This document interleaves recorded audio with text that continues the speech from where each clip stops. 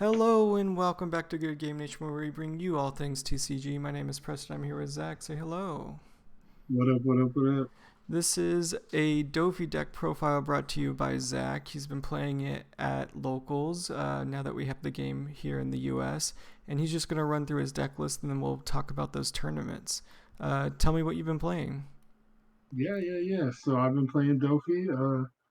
I like blue a lot. I think it's a very like skill intensive deck, and it's very Dragon Ball-y to me. I really like it.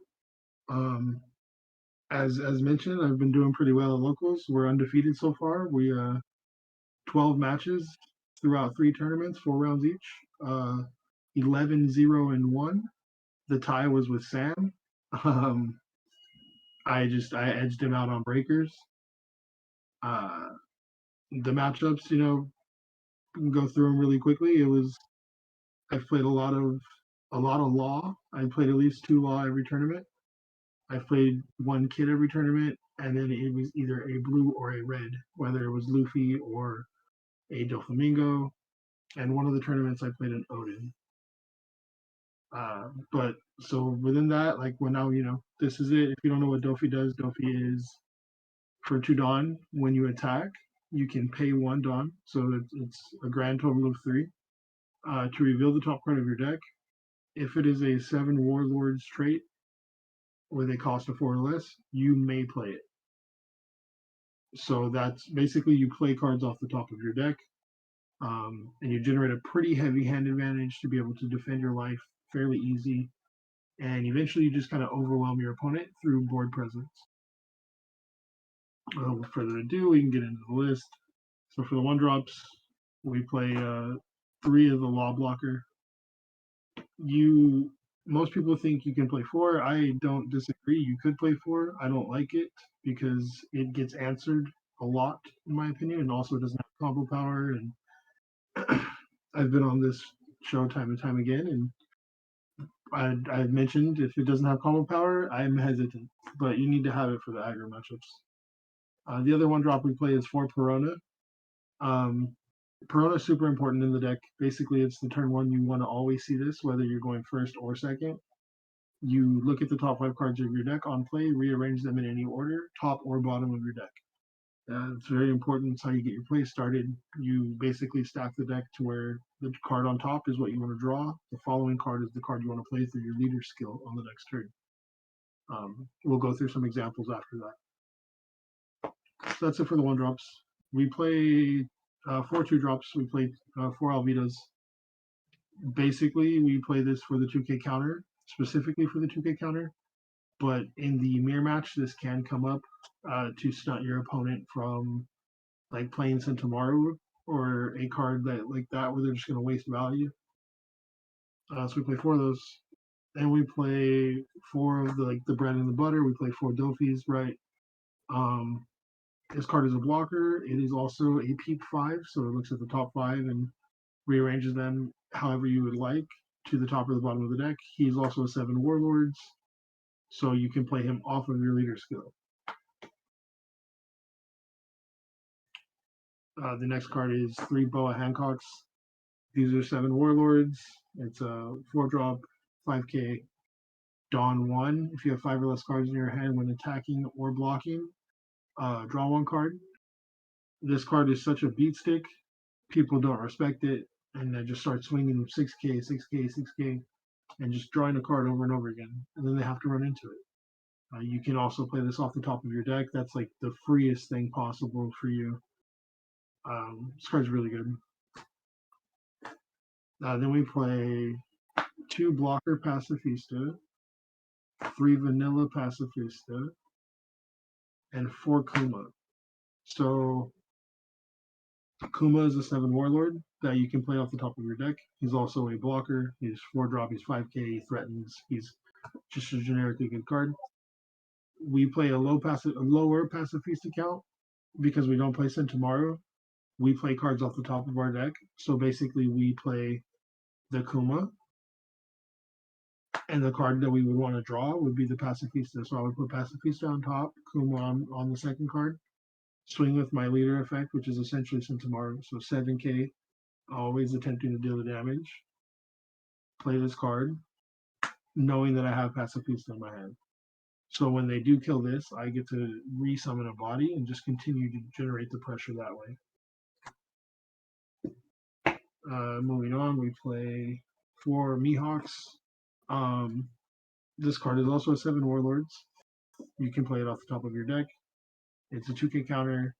You can abuse that over and over again. It's basically like you have 8 of these in the deck. When you play it off the top, it basically always requires an answer. Your opponent always wants to get rid of this because if they don't, you're just going to start just drawing cards, and that's always key. Then we play 4 Gecko Moria. So this card is the best card to play off of your leader effect because it generates the most value.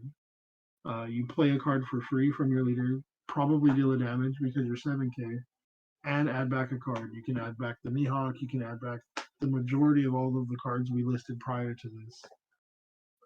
You just can't add itself back, but that's okay. And then he's a 4-drop 5K, so he's always threatening damage. Then we play 3 Virgo. So I opted to play 3 instead of 2 because I want to.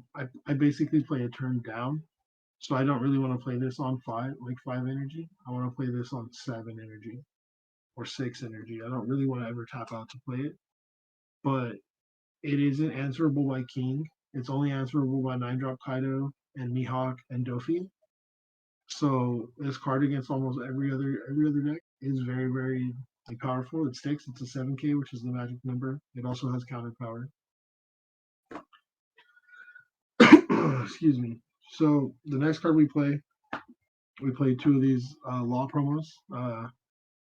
Shout out to Mark for trading me one, and then the other one I won.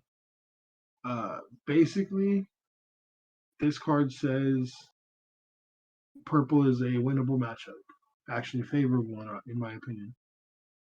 Telling your opponent like I'm gonna put a 6-drop 7K body on the board and I'm gonna deal 1 damage to you by doing it. It threatens so much. Each copy of this threatens 2 damage basically. You also and basically people keep themselves at 6 life or 6 cards in hand, I should say. Relatively, some players are comfortable going down to 2 life. So if they're comfortable going down to 2 life, it's real easy to kind of just like hit them with a 7K, maybe make it a 9K just so you want to get it up there, and then boom, drop this down, put them to 0. Every attack after that is lethal. Sometimes you can go back to back against purple, play this, put them down, play the next one, put them down, swing, swing, swing. This card is cracked. Uh, you definitely need it. Uh, you can win without it, but it makes your purple matchup just so much easier. I think you have to play it. I would even consider playing a 3rd copy. We play 1 Croc for the mirror match. The banish is too important to get rid of like the keyword skills, and it's only answerable by Doffy and Mihawk. And Mihawk is the only true answer because Doffy's just going to put it back into our hand, and we're just going to replay it. So we play 1 Croc. We play 2 Doffys. 2 Doffys because I chose 1 Croc. Also because I don't ever want to tap out to play Doffy on 7 like on Kurt. I want to play Doffy when I go into 9 or when I go into 8 because I don't ever want to tap out. I always want to represent something that my opponent has to think about. So, and generically, like on 7, I would rather just play the Virgo because it's a 7K as well for 5. That gives me 2 mana to hold up and threaten either like a love or an overheat, thrust pad, anything like that, right? Whereas, like if I hold 1 up, I'm threatening Desert Spada, or if I hold 0 up, you no longer have to worry about any of those cards. So I never want to play this on 7. It just doesn't feel good, and if I have to, I feel like I'm already losing that game anyway. So that's why I want to play 2 Dofi. We play 3 Mihawk. This card, on the other hand, is insane. Going into 9 is when, again, I would play this, or I would just play this, right? Like, this is going to cost us 9 either way. Tapping out for this is usually okay. This card says it kind of secures the game, in my opinion. When you drop this, you get rid of the problem card. After you've already attempted to clear your opponent's board, you stabilize, you drop this card, and then you just start saying, take a damage, take a damage. And so being able, like having this, saying, boom, take a damage, dropping the law, putting them to 0, then swinging with your leader at uh, 9K, it is almost game ending by itself.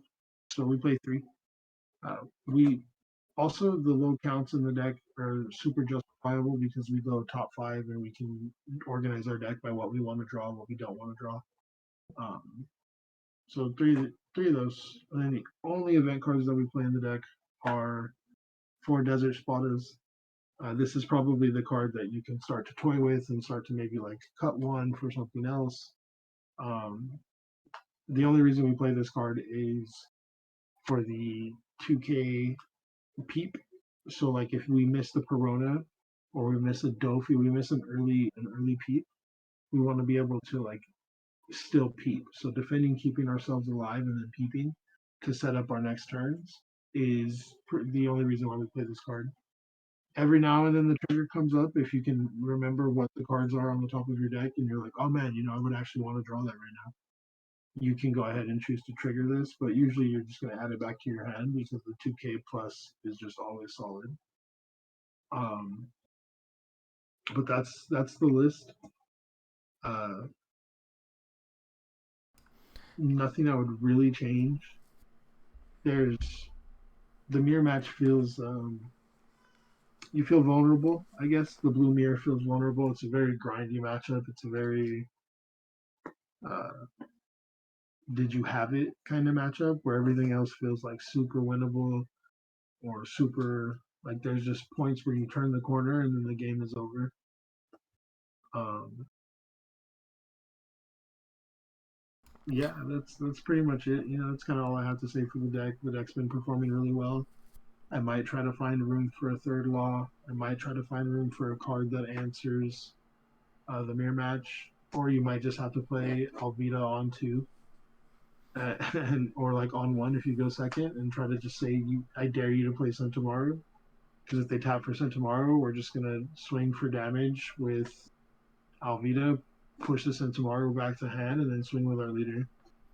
Then the next turn they're gonna go to 5, so they still can't send Tomorrow plus effect, which means we've effectively stalled them out of the game for 2 turns, and that probably buys us enough time right there to win the game. That's kind of the thoughts I have on the deck so far. A little bit of pro talk there. But yeah, if you guys have any other questions, feel free to ask me. If you guys have any suggestions, feel free to let me know.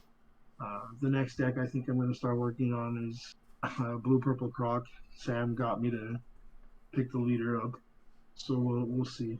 I'll have the boys tag my Twitter somewhere. You can follow me on there. I have all my rounds, my updates, the frustrations, all the good stuff.